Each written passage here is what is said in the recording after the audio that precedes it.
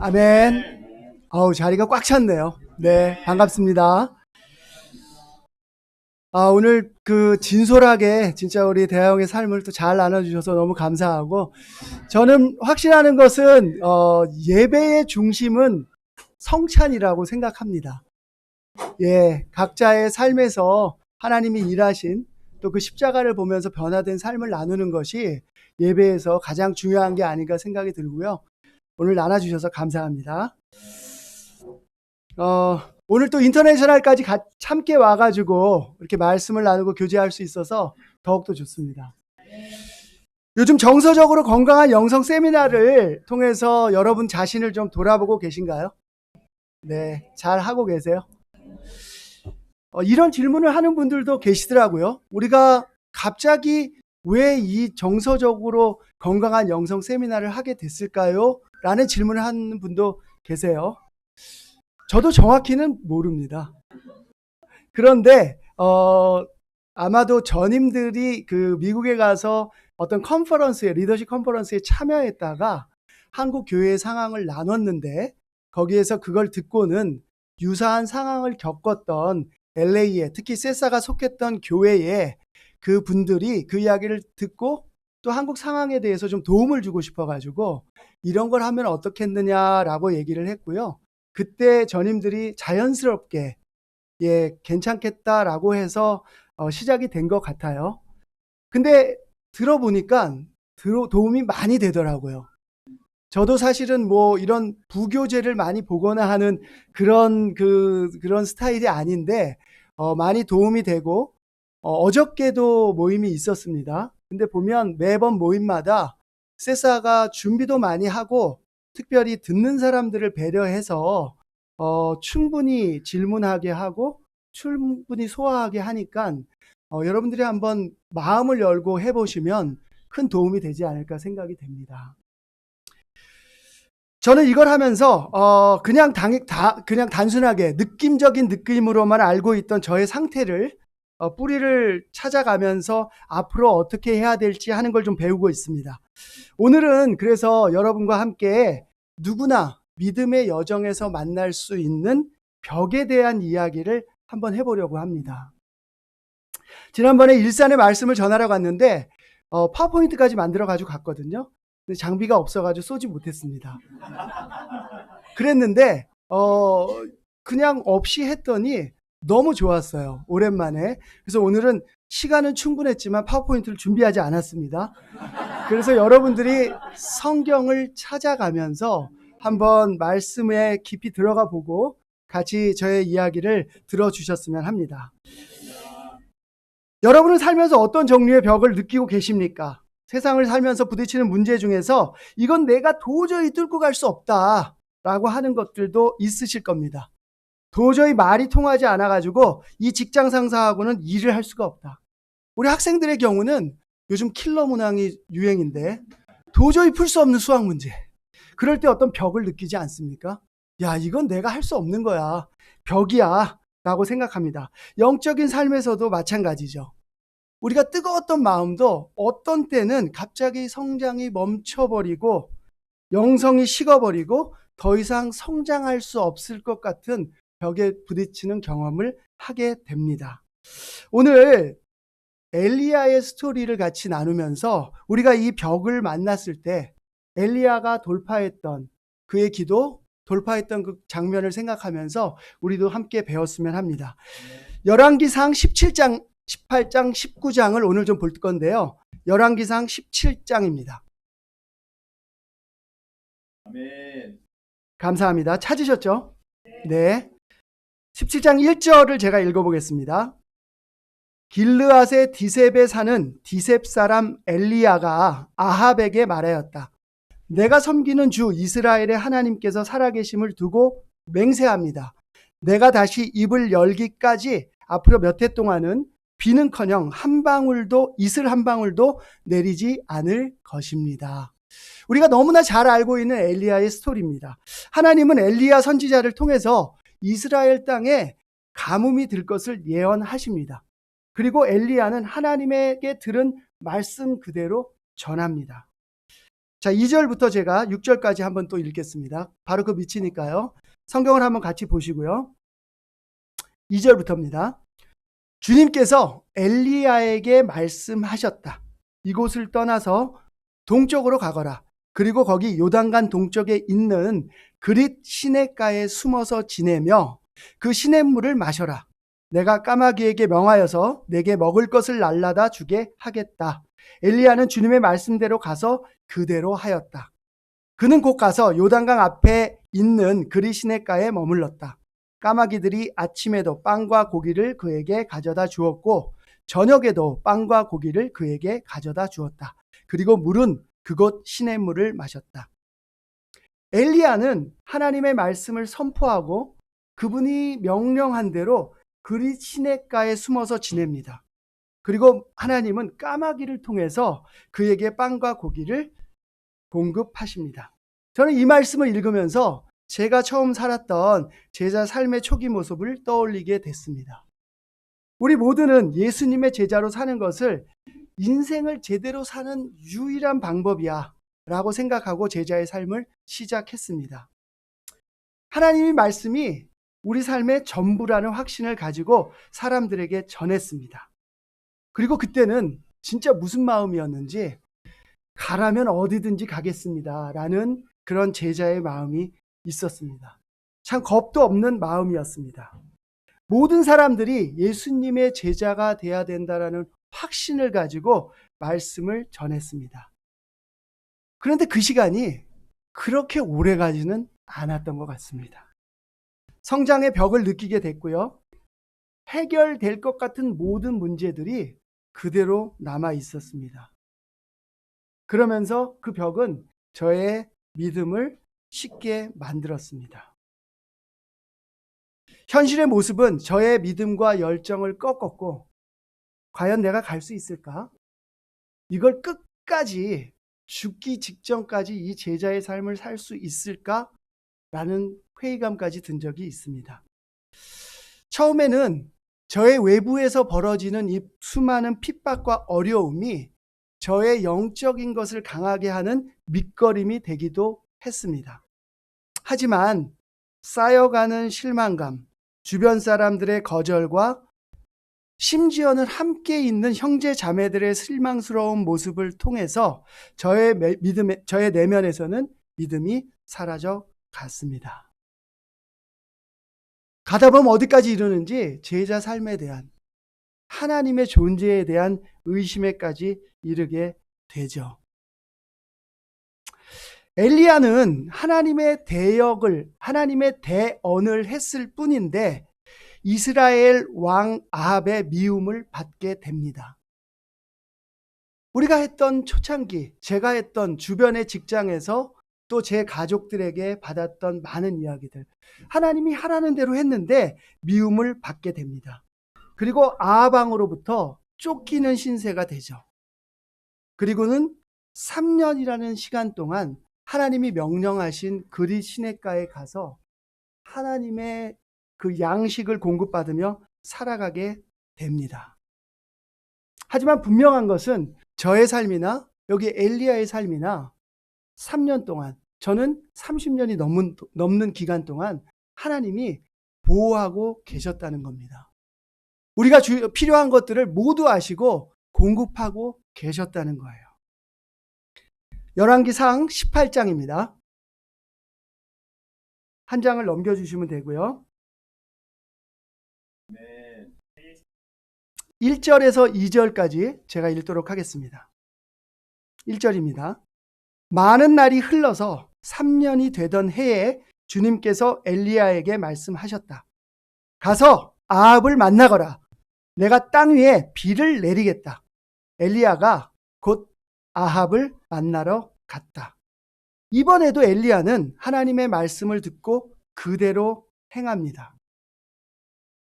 방금 전에 이야기한 대로 우리의 삶도 바로 말씀에 따라 움직였고 실망과 어려움과 내 마음의 믿음의 바닥을 보는 순간이 있었지만 그때도 하나님은 우리를 이 자리까지 인도해 주셨습니다. 여기까지 우리를 인도하신 하나님이 지금 앞에 있는 벽 정도는 분명히 넘어갈 거라는 확신이 필요합니다. 여러분의 삶의 뒤를 잠깐 돌아보십시오. 엘리야가 3년을 돌아보면서 그는 지쳐 있는지 모르지만 주님의 그 공급된 양식을 통해서 다시 아합에게 가서 그대로 말을 전하라는 것을 그대로 들고 출발을 합니다. 드디어 엘리야는 말씀을 듣고 아합 왕을 만납니다. 열왕기상 18장 17절에서 18절 말씀입니다. 제가 읽겠습니다. 17절. 아합은 엘리야를 만나서 이렇게 말하였다. 그대가 바로 이스라엘을 괴롭히는 자요? 엘리야가 대답하였다. 내가 이스라엘을 괴롭히는 것이 아니라 임금님과 임금님 아버지의 가문이 괴롭히는 것입니다. 임금님께서는 주님의 계명을 내버리고 바알을 섬기십니다. 제가 오늘 하고 싶은 오늘 말씀의 첫 번째 포인트는 벽의 원인을 올바르게 찾자입니다. 방금 17절 18절에서 나온 아합 왕과 엘리야의 대화를 보면 참 재미있습니다. 엘리야는 이스라엘이 겪고 있는 가뭄의 원인을 분명하게 전달했습니다. 그것은 아합과 아합 아버지의 가문이 주님의 계명을 내버리고 바알을 섬기기 때문이었습니다. 그런데 아합 왕은 상황의 본질을 깨닫지 못하고 있었어요. 이 아합 왕은 북이스라엘의 7번째 왕인데요. 무엇보다도 이사벨이라는 그 이방신을 섬기는 바알의 제사장의 딸, 왕과 제사장을 함께하는 그 딸과 결혼을 해서 이 이스라엘 전체를 이방신이 가득 차게 만듭니다. 바로 그런 이유 때문에 이스라엘이 엄청난 가뭄을 겪고 있었는데 아합 왕은 정확하게 원인을 보지 못합니다. 아합 왕은 어떻게 생각하냐 하면 엘리야가 대언을 했기 때문에, 엘리야의 저 말대로 엘리야가 대언을 했기 때문에 그냥 저렇게 된 거야. 그래서 이 엘리야가만 죽이면 내 분도 풀리고 비가 다시 내릴 거야 라고 원인을 잘못 분석하게 됩니다. 알 수 없지만 우리도 벽을 만날 때 보면 벽의 본질을 깨닫지 못하는 경우가 많이 있습니다. 문제의 원인을 깨닫지 못하면 어떻습니까? 여기 범한 아합 왕의 오류처럼 전혀 다른 결과와 전혀 다른 솔루션을 내게 되는 거죠. 아합 왕은 왕으로서 백성들을 풍부하게 먹여 살려야 되는 그런 일을 해야 될 직책이 있었습니다. 하지만 가뭄이 들었고 이 아합 왕이 만난 이 벽은 엄청나게 높은 벽이었습니다. 열왕기상 18장 5절에서 6절입니다. 18장 5절 6절. 아합이 오바댜에게 말하였다. 이 땅 곳곳으로 다 다니며 물이 있을 만한 샘과 시내를 샅샅이 찾아보도록 합시다. 어쩌다가 풀이 있는 곳을 찾으면 말과 나귀를 살릴 수 있을 거요. 짐승들이 죽는 것을 이대로 보고 있을 수만은 없소. 왕과 오바댜는 물을 찾으려고 전 국토를 둘로 나누어서 한쪽은 아합이 스스로 담당하고 다른 한쪽은 오바댜가 담당하여 제각기 길을 나섰다. 아합 왕에게 앞에 나온 이 벽은, 가뭄이라는 벽은 이 왕의 자리까지 위험하게 할 만한 큰 벽이었습니다. 그는 너무 급한 나머지 국내 대신 오베아다를 불러서 직접 물을 찾아 나섭니다. 근데 벽의 원인을 정확하게 분석하지 못한 이 아합 왕은 엘리야를 죽이는 것으로 문제가 해결될 것이라고 생각합니다. 여러분은 어떠십니까? 우리는 벽에 부딪혔을 때 원인을 올바로 찾는 것이 필요합니다. 내 영적인 상황이 바닥을 치고 있을 때 차분하게 앉아서 내가 마주한 벽의 실체를 더듬어 볼 필요가 있습니다. 우리는 아합과 같이 자신의 악행은 보지 못하고 분노의 감정으로 가득 차서 헛다리 짚는 일이 없어야 합니다. 그래야 우리 앞에 있는 이 벽을 올바로 넘어갈 수 있습니다. 벽을 만나게 된 원인은 분명합니다. 하나님이 그 벽을 우리에게 허락하신 이유는 우리 마음 속에, 우리의 영성 속에 성장할 부분이 있어서입니다. 하나님은 우리가 성장하기를 원하십니다. 한 IT 기업은 인재를 어떻게 뽑냐 하면 천재들을 다 끌어모은다 그래요. 그리고 나서는 전 세계에서 끌어모은 그 천재들에게 그 천재들이 도저히 풀 수 없는 문제를 주는 겁니다. 그러면 그 천재들이 어떻게 되냐 하면 거의 미치는 수준까지 간다 그래요. 그 벽 앞에서 내가 지금까지 이렇게까지 해왔던 사람인데 이 문제를 못 풀어? 그리고 바닥을 치고 땅을 치고 몇 날 며칠을 고민하다가 끝내는 두 분류로 나누는데, 한 사람은 결국에는 자신의 한계를 기억하고 겸손하게 그 문제 앞에서 무릎을 꿇는 친구들이 있고, 한 명은 튀어나간다고 합니다. 벽은 그런 역할을 하는 거죠. 그래서 그 IT 기업은 그 겸손하게 무릎을 꿇는 사람들을 최종으로 선발하는 거예요. 그래서 그들의 겸손한 마음 속에 그들이 할 수 있을 만한 역할을 주면서 회사와 함께 성장을 시킨다고 합니다. 많은 경우에 우리 앞에 세워져 있는 벽의 원인은 바로 나의 성품, 내가 바뀌어야 되는 영적인 부족함에서 나온다는 것을 잊지 맙시다. 아합을 만난 엘리야에게도 이 순간은 무척이나 뚫기 어려운 벽이었습니다. 3년 동안이나 하나님 보호 아래서 잘 피해 다닐 수 있었는데, 다시 한번 말씀을 통해서 자신을 잡아 죽이려고 하는 아합과 마주한다는 것은 엘리야에게 큰 벽이 아닐 수 없습니다.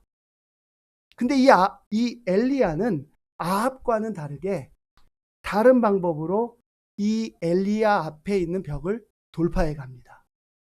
저의 두 번째 포인트는 벽을 뚫기 위해서는 용기가 필요하다입니다. 열왕기상 18장 19절을 제가 읽어보도록 하겠습니다.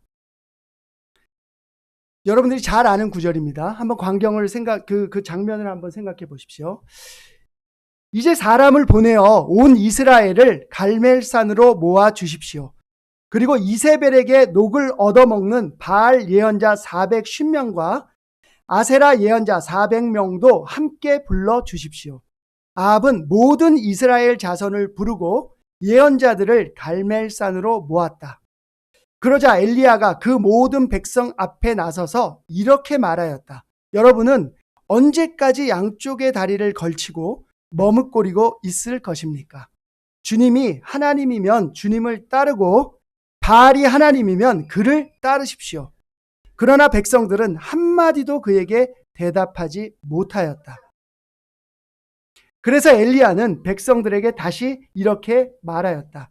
주님의 예언자라고 나만 홀로 남았습니다. 그런데 바알의 예언자는 450명이나 됩니다. 우리가 너무 잘 알고 있는 장면이 연출되고 있습니다.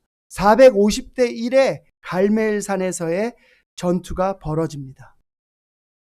말씀드린 대로 아합 왕의 부인인 이세벨은 바알 신을 엄청나게 섬기는 그 제사장의 딸이었어요. 그리고 어찌나 성격이 강했는지 이 아합 왕을 완전히 충동질을 시켜서 이스라엘까지도 모두 바알 신을 따르게 만들었습니다. 그리고 주님의 예언자를 잡아서 학살을 할 정도로 바알을 숭배하는 사람이었습니다. 자, 그런데 그 장면에서, 그런 상황 속에서 이 엘리야는 아합 왕에게 얘기합니다. 450명 바알의 제사장들을 불러 주십시오. 이제 주님을 따르는 예언자는 모두 죽었어요.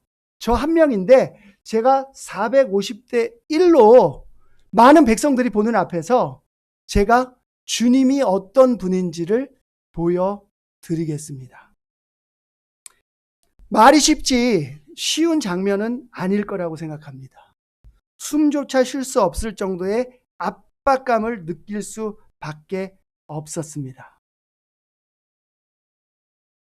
제가 상상하건대 그런 숨조차 쉴 수 없는 상황 속에서 엘리야는 주님의 말씀을 대언하게 하시고 3년 동안 숨겨주시면서 늘 함께 걷고 있는 기적을 보여주신 하나님을 떠올리지 않았을까요? 우리는 용기를 가져야 합니다. 우리 앞에 벽이 설 때, 내 마음의 벽이 설 때 용기가 필요합니다. 하나님을 여기까지 우리를 끌고 오신 하나님을 생각하며 그분이 함께 있음을 기억해야 합니다. 이 용기는 대체 어디서 오는 걸까요? 이 하나님을 기억하고 했지만 그럼에도 불구하고 과연 어떤 삶 속에서 이 엘리야가 이런 용기를 정말 이 어려운 상황 속에 가질 수 있었을까요? 엄청 두려운 이 상황 속을 어떻게 극복할 수 있었을까요? 여러분들의 삶 속에서 누군가를 두려워하고 배우자의 관계가 어려워지고 지금 자녀가 한참 사춘기에 들어가서 자녀와 이야기를 나눈 것조차 두려운 그 상황 속에 누군가 하나님의 말씀을 전하는 것조차 두려운 내가 이상한 사람으로 보이지 않을까 하는 그 두려움 속에 여러분은 어떻게 용기를 가지실 수 있겠습니까? 바로 이 용기는 하나님이 끊임없이 이 세상과는 전혀 다른 세상에 계신 분이고 그분이 우리를 인도하셨고 그분이 끝내는 우리를 그곳까지 인도할 거라는 믿음에서 나온다고 생각합니다. 우리는 말씀을 통해서 우리의 믿음을 강하게 할 필요가 있습니다. 억지로 객기로 부리는 용기가 아니라 진짜 말씀과 기도에 기반하고 주님이 하셨던 일을 기억하는 속에서 우리는 용기를 가질 수 있습니다. 그리고 그렇게 가진 용기를 가지고 우리는 한 발짝 한 발짝 제자의 삶을 완성해 가는 것이죠. 신명기 31장 6절입니다.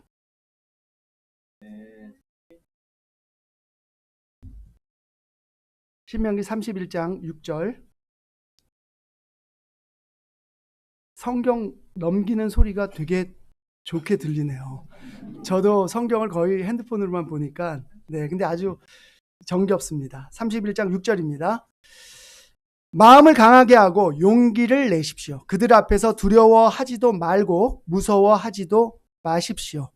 주 당신들의 하나님이 당신들과 함께 가시면서 당신들을 떠나지도 않으시고 버리지도 않으실 것입니다. 사실 세상에서는 어려움을 당한 친구에게 위로가 되지 않는 대표적인 위로의 말이 용기를 내라고 하는 말이라는 이야기를 들은 적이 있습니다. 사실 누군가에게 용기를 내라고 하는 말은 책임을 질 필요도 없는 말이에요. 그냥 립 서비스로도 할 수 있는 말입니다. 돈이 들어가는 것도 아닙니다. 그런데 하나님의 말씀을 보면 생각보다 굉장히 많은 곳에서 용기를 내라고 이야기하십니다. 용기를 내라고. 여러분 용기를 내셔야 됩니다. 하나님은 용기를 낼 수 있을 만한 분명한 근거를 우리한테 제시하고 계십니다. 그것은 바로 언제나 우리와 함께 하신다는 겁니다. 만물을 지으신 하나님이 우리와 함께 하시다면 우리는 두려워할 필요가 없습니다. 두려워할 것이 없습니다. 우리에게 찾아온 벽을 넘기 위해서 우리는 용기가 필요합니다. 드디어 갈멜산의 결투에서도 이 용기를 낸 엘리야에게 하나님이 기적을 보여주십니다. 열왕기상 18장 37절에서 39절입니다.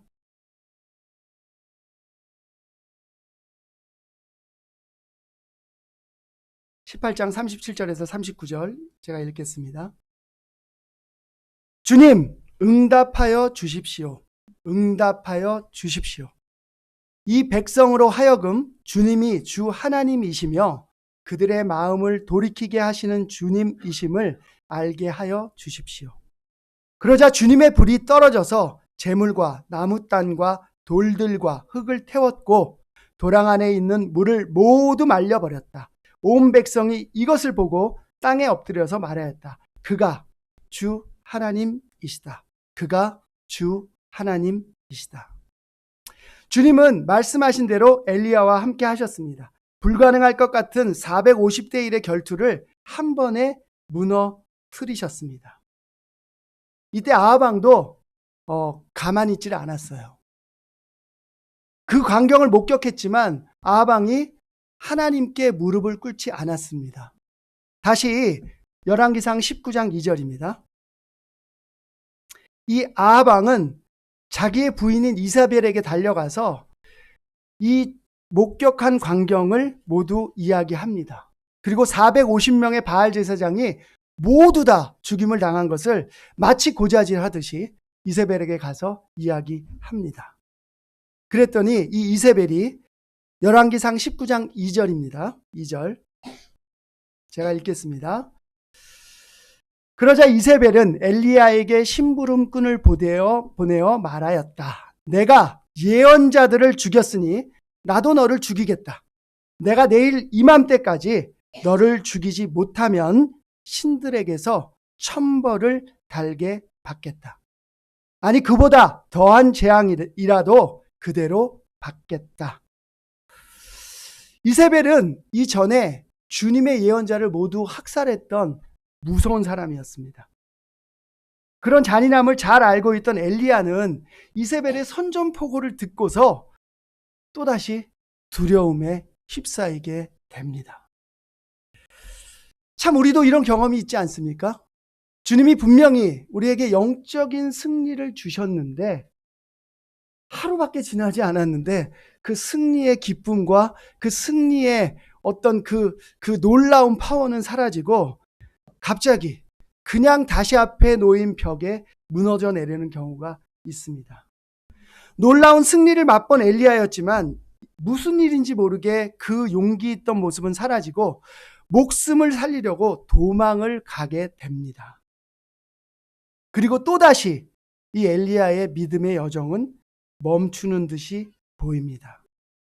그가 성취했던 모든 것들은 온데간데 없이 사라져 버립니다. 바로 이때가 또다시 믿음의 여정 속에서 넘을 수 없는 벽을 느끼는 순간이었던 것으로 보여집니다. 우리는 하나의 벽을 넘었다고 해서 모든 것이 완성된 것이 아닙니다. 우리가 싸우는 삶은 늘 하나의 벽, 그 다음의 벽, 그 다음의 벽. 이 벽을 끊임없이 돌파해 가는 것이 결국 제자의 삶이라고 생각합니다. 열왕기상 19장 3절부터 제가 한번 읽어보겠습니다. 7절까지. 이 엘리야가 도망가는 장면입니다. 450명을 무찔렀던 이 엘리야가 도망가는 장면이에요. 엘리야는 두려워서 급히 일어나 목숨을 살리려고 도망하여 유다의 브엘세바로 갔다. 그곳에 자기 시종을 남겨두고 자신은 홀로 광야로 들어가서 하룻길을 더 걸어 어떤 로뎀나무 아래로 가서 거기에 앉아서 죽기를 간청하여 기도하였다. 주님, 이제는 더 바랄 것이 없습니다. 나의 목숨을 거두어 주십시오. 나는 내 조상보다 조금 더 나을 것이 없습니다. 엘리야가 대답하였다. 나는 이제까지 10절입니다. 나는 이제까지 주 만군의 하나님만 열정적으로 섬겼습니다. 그러나 이스라엘 자손은 주님과 맺은 언약을 버리고 주님의 제단을 헐었으며 주님의 예언자들을 칼로 쳐서 죽였습니다. 이제 나만 홀로 남아있는데 그들은 내 목숨마저도 없애려고 찾고 있습니다. 이세벨의 선전포고를 들은 엘리야는 너무 두려운 나머지 도망갔습니다. 그리고 시종을 남기고는 더 깊숙한 광야로 홀로 들어가요. 그리고 거기에서는 정말 죽고 싶습니다. 하나님, 저는 죽어야 될 것 같아요. 제가 당신의 말씀대로 했는데, 대언했는데 이제 예언자라고는 남은 사람은 저 한 명밖에 없고 저마저도 잡아서 죽이겠다고 선전포고를 하고 있습니다. 저의 세 번째 포인트, 오늘의 마지막 포인트는 하나님의 말씀에 집중하라입니다. 엘리야는 죽기를 간청했습니다. 그는 용감한 전사의 모습을 찾아볼 수 없었습니다. 오로지 자기 연민에 빠진 나약한 모습만 남아 있습니다. 혹시 여러분의 믿음의 여정 속에서 벽을 만나고 계십니까? 만나고 있습니까? 여러분의 모습은, 벽 앞에서의 모습은 어떻습니까? 용기를 내서 그 벽을 부수려고 하고 있습니까? 아니면 이 엘리야의 모습처럼 주님의 모든 기적을 잊고 바로 그 보호하심도 잊어먹고 바로 모든 생각을 뒤로하고 도망가는 모습은 아닙니까? 누구나 오늘 엘리야가 느끼는 것 같은 두려움과 무기력의 벽을 느끼는 경우가 있을 것입니다. 그때 우리는 우리 내면의 상태에 주의를 기울이며 조용히 마음에 들여다보고 말씀에 집중할 필요가 있습니다. 사실 엘리야가 이런 벽에 부딪힌 것에 대해서 성경에서는 정확한 이유가 나오지 않습니다. 놀라울 정도로 하루 사이에 모든 전의를 상실해 버립니다. 짐작컨대는 육체적으로 또 정신적으로 상당히 피로하지 않았나 생각을 해봅니다. 육체적인 피로와 정신적인 피로는 우리에게 영적인 벽을 만드는 경우가 많이 있습니다. 그때 우리는 휴식이 필요합니다. 하지만 그 휴식 가운데도 분명한 것은 하나님의 말씀으로 우리는 먹어야 한다는 겁니다. 엘리야도 마찬가지였습니다. 두려워 떨며 죽음을 생각하며 혼자 도망쳤지만 하나님은 말씀을 통해서 이 엘리야에게 다시 한번 다가가십니다. 열왕기상 19장 7절에서 8절입니다. 7절입니다. 네, 11절로 넘어가겠습니다. 40일 동안을 먹이신 하나님이, 이 엘리야의 지친 몸을 먹이신 하나님이 열왕기상 19장 11절에서 이렇게 말씀하십니다. 주님께서 말씀하셨다. 이제 곧 나 주가 지나갈 것이니 너는 나가서 산 위에 주 앞에 서 있어라. 크고 강한 바람이 주님 앞에서 산을 쪼개고 바위를 부수었으나 그 바람 속에 주님께서 계시지 않았다. 그 바람이 지나가고 난 뒤에 지진이 일었지만 지진 속에도 주님께서 계시지 않았다. 지진이 지나가고 난 뒤에 불이 났지만 그 불 속에도 주님께서 계시지 않았다. 그 불이 난 뒤에 부드럽고 조용한 소리가 들렸다. 엘리야는 하나님이 말씀으로 나타나는 장면을 마주하게 됩니다. 그가 부딪힌 믿음의 여정 속에서 엘리야는 하나님의 목소리를 듣게 됩니다. 그 외부에서 벌어지는 너무 많은 사건들, 자연이 울려 퍼지고 바람이 지나가고 지진이 일어나고 모든 산을 쪼개고 바위가 부서지는 그 사건 속이 아니고 아주 조용한 목소리로 엘리야에게 하나님이 말씀하십니다. 저는 지난해에 하나 되는 제자들의 모임을 시작하면서 너무나 많은 모임과 행사를 기획하고 참여했습니다. 교회를 사랑하는 많은 제자들의 소리도 듣게 되고 그런 이야기를 함께 나누고 기도하고 논의했던 것을 실행하면서 교회가 금방 바뀔 것 같다는 생각이 든 적도 있습니다.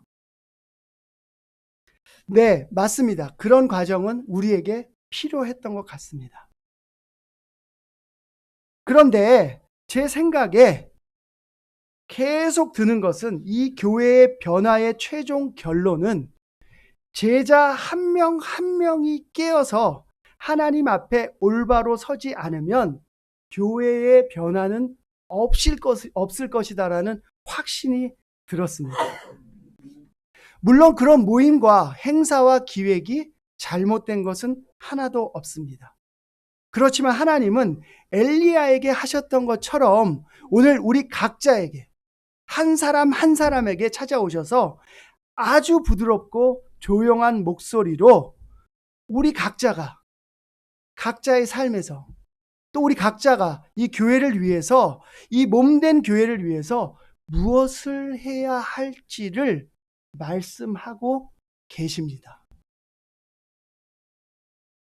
저 멋지게 연합 예배를 드리는 거 안에 하나님이 허락하시는 멋진 예배지만 그걸 통해서 교회가 변화되지 않습니다.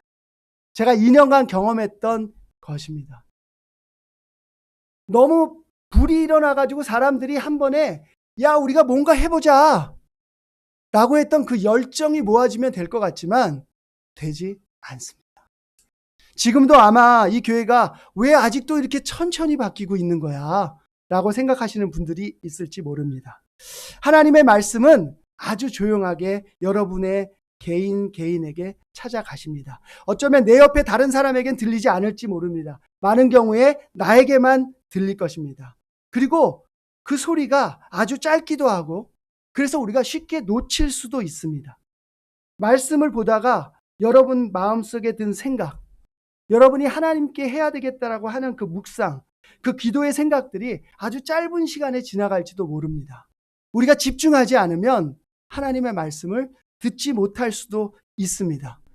그러면 여러분이 원하는 교회의 변화는 더 뒤에 일어날 수도 있습니다. 우리는 짧게 일어나는 그 하나님의 말씀에 우리 모두는 집중하고 정말 작은 것이라도 내 마음에 걸린다면 실천하는 삶으로 돌아가야 합니다. 우리는 지금 선한 영적인 싸움을 싸우고 있습니다. 이 가운데 낙담하시는 분도 있고 또 어쩌면 계속 더 열정을 가지고 하는 분도 있을지 모릅니다. 옳은 이야기를 하고 있는데 이상한 사람을 취급을 받기도 했던 분도 있고 저는 잠실에서 이야기하기를 아주 이간질을 한 나쁜 사람으로 회자가 되고 있다고 합니다. 자, 우리 가운데 심신이 지쳐서 이 모든 것들을 그만두고 싶다고 생각하는 분들이 있는지도 모릅니다. 그리고 두려운 마음과 불편한 마음을 극복하지 못하고 내 속으로 들어가고 있는 분들이 있는지도 모릅니다. 저도 사실 작년에 잠실 예배를 갈 때 불편함과 두려움이 많이 있었어요. 겉으로 아무렇지 않은 것처럼 행동했지만 피하고 싶은 순간이나 사람들이 있었습니다. 아무리 이야기해도 해결되지 않는다고 생각하니까 벽이라고 느껴진 적이 있었습니다. PSW의 결과가 나왔는데 그 결과가 예상했던 대로 그 결과에 대해서 예상했던 대로 실망스러운 반응을 하는 분들을 보면서 낙심하기도 했습니다. 아마 이런 가운데 우리가 낙심하고 피곤해지는 것은 당연한 결과인지 모릅니다. 휴식이 필요하면 쉬십시오. 하지만 말씀에 집중합시다. 우리가 우리의 힘으로만 무엇을 얻으려고 한다면 불가능할 겁니다. 우리는 우리의 힘으로 할 수 없습니다. 오로지 주님이 주시는 말씀으로 이 영적인 싸움에서 일어나는 피곤함과 두려움과 갈등을 해결할 수 있습니다. 말씀을 통해서 벽을 극복해 본 사람은 다시 말씀으로 돌아옵니다. 성경 말씀에서 하나님의 말씀은 금보다 귀하고 꿀보다 달다고 얘기하셨어요. 그 금보다 귀하고 꿀보다 단 말씀으로 위로받고 벽을 극복했던 분들은 다시 그 말씀으로 돌아올 겁니다. 제가 지난주 위로받은 말씀을 나누면서 오늘의 말씀을 좀 마치려고 합니다. 히브리서 10장 35절 36절입니다.